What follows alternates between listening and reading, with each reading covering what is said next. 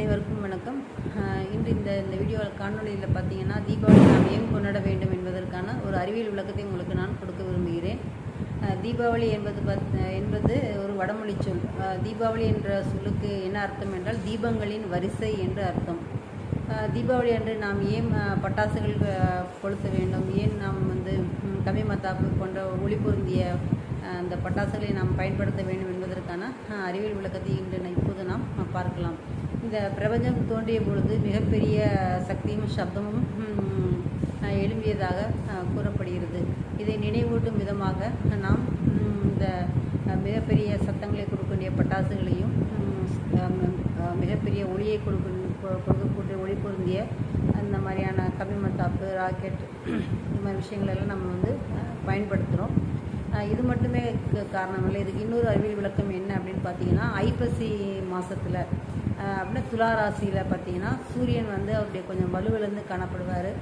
So அவருக்கு வலு கொடுக்கும் விதமாக அந்த பூலோகத்தில் இருக்கிற மக்கள் எல்லாம் என்ன பண்ணணும் அப்படின்னு சொன்னால், இந்த மாதிரியான ஒளி பொருந்திய பட்டாசுகளை நாம் எல்லாம் வெடிக்கிறது மூலமாக நாம் செயற்கை முறையில் அந்த ஒளியை கூட்டுறதுக்கான ஒரு முயற்சியை நம்ம செய்கிறோம்.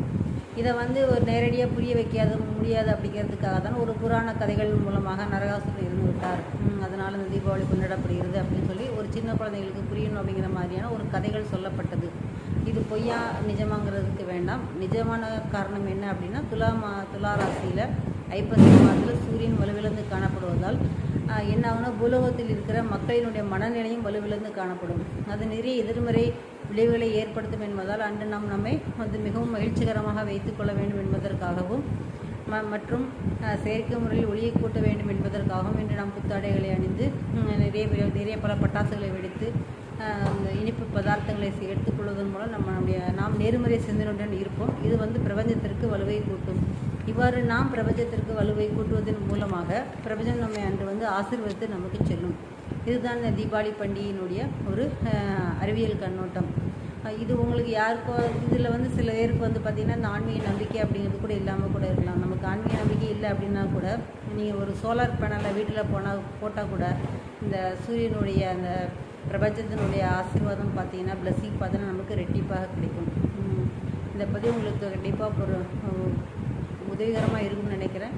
எல்லோரும் உங்களுடைய இல்லங்களில் பட்டாசுகளை வெடித்து இந்த புத்தாடைகளை அணிந்து அந்த சூரிய பகவானுக்கு வலுவை கூட்டும் விதமாக நம் நேர்மறை சிந்தனையிலிருந்து இந்த தீபாவளியை நாம் இனிதே கொண்டாடுவோம். அனைவருக்கும் தீபாவளி நல்வாழ்த்துக்கள். நன்றி.